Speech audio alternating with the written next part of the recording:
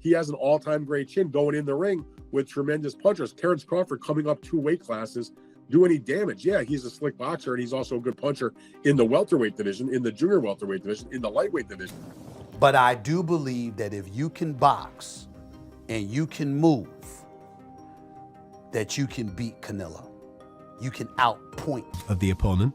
But anybody that's watched Terence Crawford's career knows full well how much talent this young man has. I mean, he is absolutely sensational, both as an orthodox and as a southpaw fighter. You can't really tell which is his favoured. I think Terence Crawford is a marvelous boxer, arguably the best in the world, pound for pound. But can you hurt Canelo? If you can't hurt him, I have no doubt he can outbox him. My issue is, if you can't hurt him, what kind of a challenge can you truly pose? What do you say to that? No, that's a great point. I mean, here's the thing. Canelo Alvarez has a historically great chin. Now, I go back way back when he first came to the United States and started boxing, and he found himself on an HBO pay-per-view undercard years and years ago, fighting against the older brother of the great Miguel Cotto. His name was Jose Miguel Cotto, and he had gotten a ton of hype. He had signed with Golden Boy Promotions, and a lot of those of us in the media. And I had seen him a couple of times before that. This is my first time seeing him in person, really paying close attention. And he almost got knocked out in the first round. And I remember Stephen A., all of us looking around at Media Row going, what the heck is this all hype about? This man can't take a shot. He's going to get drilled. He was lucky that the fight was over, that the round was over in round 1, or there might have been some much more trouble. Stephen A., that was like, 16, 17 years ago. I've never seen him wobbled, rocked, physically, visibly hurt since then. He has an all-time great chin going in the ring with tremendous punchers. Terrence Crawford coming up 2 weight classes, do any damage? Yeah, he's a slick boxer, and he's also a good puncher in the welterweight division, in the junior welterweight division, in the lightweight division. But even at junior middleweight, which is where Terrence Crawford had his most recent fight back in August, when he moved up and he won a world title, he didn't blow the doors off. He fought a very tough, solid opponent named Israel Madrimov. He gave him a good fight. It was very close. Madrimov's people seem to think he might have even been able to edge it out. But if you can't hurt an Israel Madrimov at 154, what the heck are you going to do with Canelo Alvarez, the sturdiest guy in the world, at 168? So that aspect of it is certainly a problem. You mentioned about Charlo.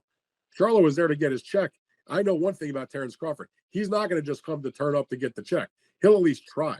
And Charlo, I don't think really. You got a love for boxing. Yes, Who gonna win the fight, man? That's coming up, the biggest Crawford. fight in boxing. Crawford. Huh? Crawford. I'm not hesitating. Crawford. I'm not even hesitating.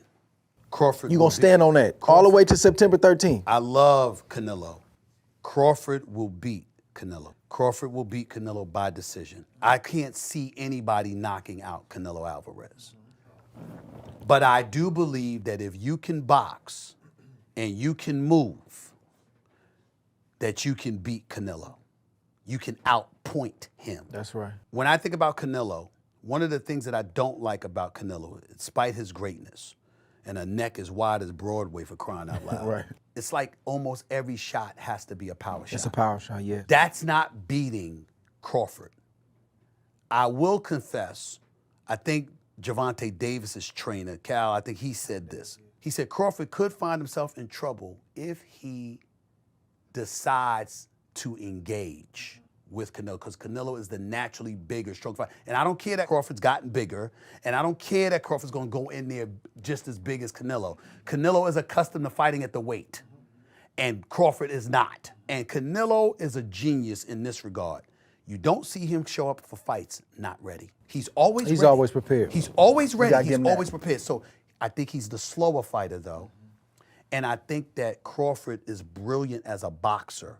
And I think that between switching to conventional and southpaw, using his jab and movement, I think that Crawford is going to outpoint Canelo because he's faster. But I don't think he's a little overrated. Terrence Crawford versus Canelo Alvarez at 168 pounds. Canelo's really good, really good. But I think Crawford is special. I know he hasn't fought the resume everyone wants, but you have that or you don't have that ingredient. I think he has it. Canelo's really good. He's tremendous. But could he be a tiny bit overrated? The greatness is within Crawford. It's in his desire. It's in his mind. It's in his makeup, where he came from. I know he's moving up in weight class. Can he carry it?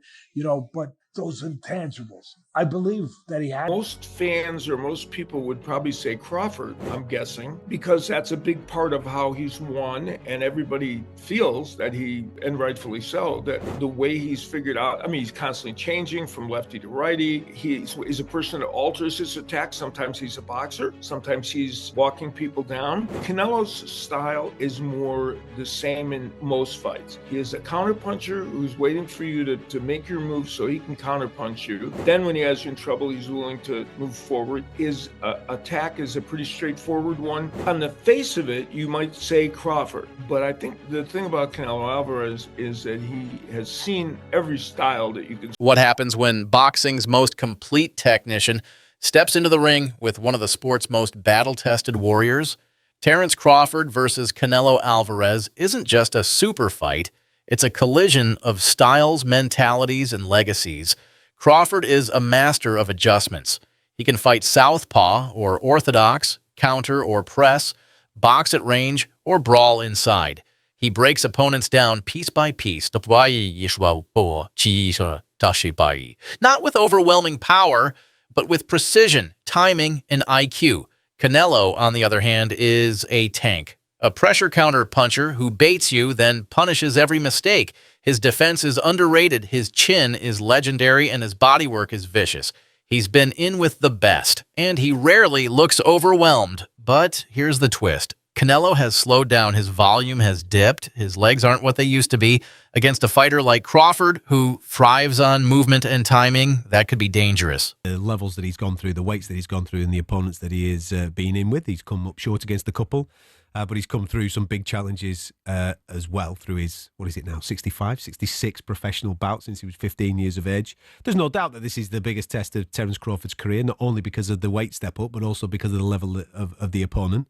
But anybody that's watched Terence Crawford's career knows full well how much talent this young man has. I mean, he is absolutely sensational, both as an orthodox and as a southpaw fighter. You can't really tell which is his favoured side. He's that good, the angles that he creates, and the way that he not only dissects people, but the way that he puts his foot down when he gets somebody hurt is he's spiteful. He's truly, truly impressive. But what he also does, and this is where I think people are making the mistake with the fight with Israel Madrimov last summer in Los Angeles, was that Terence doesn't mind doing enough to win.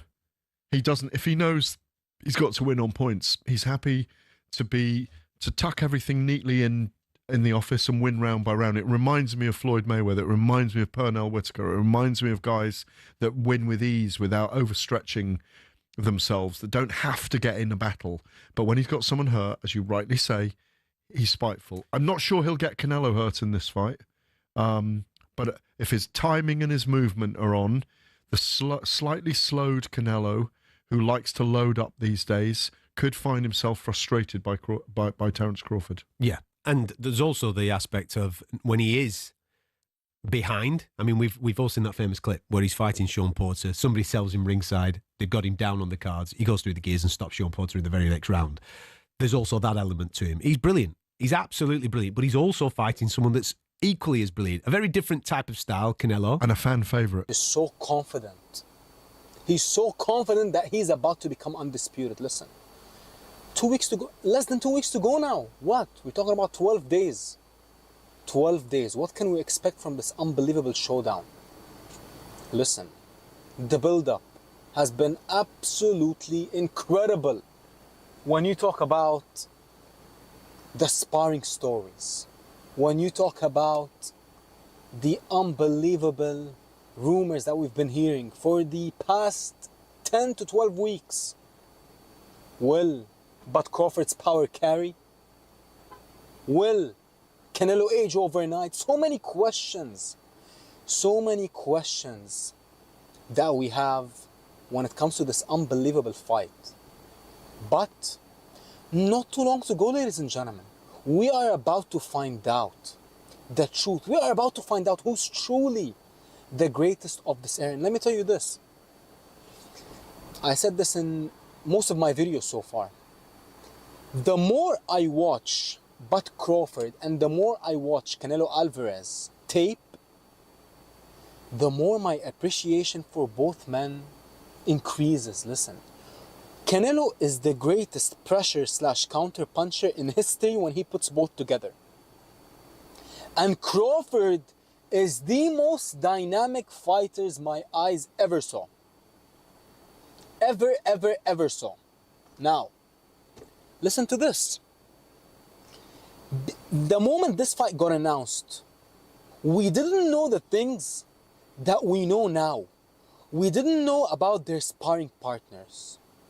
We didn't know about the shape that they were gonna come in for this fight. Top-notch Hispanic fighter, put him against the top-notch black fighter, the black dude usually edges him out. And I'm not trying to be disrespectful to the Latino fighters, because look at the greats.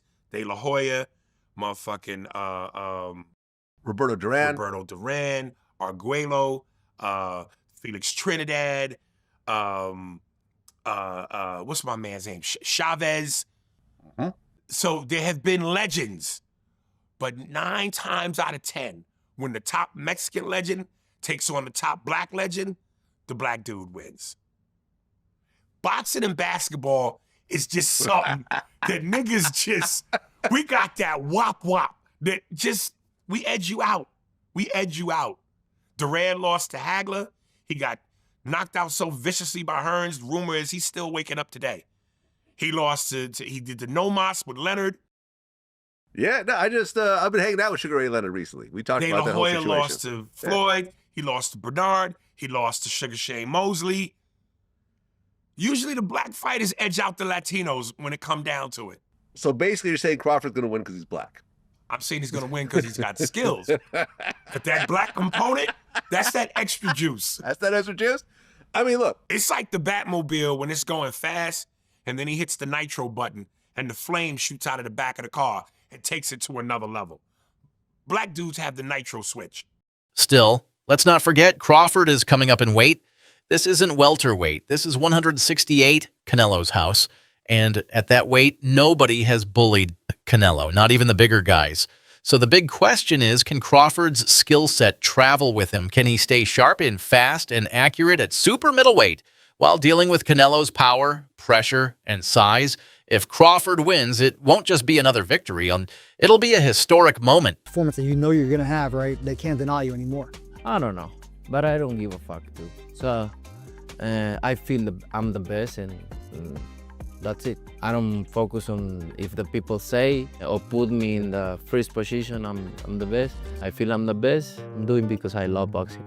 I call Canelo out because, like I said, he the last great fighter amongst the era that surpassed us. This is my mega fight. This is my moment. You didn't have much interest in this Crawford fight. You were saying that there wasn't much in it for you, and you pointed out that people will say that he was too small. What changed? I think he's one of the best fighters for more fun. No, he accomplished a lot of things too. Mexican with the American fighter is always big. When he fights you at Allegiant Stadium, I imagine it's going to be 55,000 plus screaming Canelo fans, right? Many from Mexico. Canelo's legacy. And he gave a resounding yeah. A resounding yeah. He said it would tarnish Canelo, massively tarnish Canelo's legacy. And some of the things that he said were just basically things that most of us know, just some register and make sure that other people know and others don't, right? But it would tarnish his legacy, and for the obvious reasons. One is, we know that the guy's older. Crawford's older. He's going to be 38 years old here, right? So he's an older fighter. He's an active fighter, right? And that most of the time, these are things that, make people say that people are going to lose. Man, he's inactive. So he's pretty inactive, hasn't fought in a year, hasn't fought more than once a year in 3 to 4 years, maybe even 5 years. And also, he's coming up in weight. His legs, he uses his core, and then his neck itself to lift up Bivol like Bivol was a featherweight. That is a huge representation of how strong Canelo is. In his workouts, you can tell why he was able to do that. All these damn neck exercises that I wouldn't dare do. Okay, that stuff looks painful. The squatting and all that stuff that he's doing is exactly why Canelo Alvarez, honestly, is a strong fighter. Do it again with William Skull. William Skull shook out of it, but he is a bull. Listen, Terrence Bud Crawford is strong. He is, okay? And he understands leverage and he understands those things because he wrestled. Honestly, very true. But Saul Canelo Alvarez is also extremely strong. Now, let me know how you feel in the comments below. A generational leap, a pound-for-pound king conquering new territory. But if Canelo wins, he reminds the world that skill alone isn't enough. Not when you're stepping into the lion's den. This is boxing at its highest level. Two men with championship hearts, unmatched discipline, and something to prove. So, who takes it? The smaller genius with the slick style or the bigger legend with the granite chin? Drop your predictions in the comments. We're watching history unfold.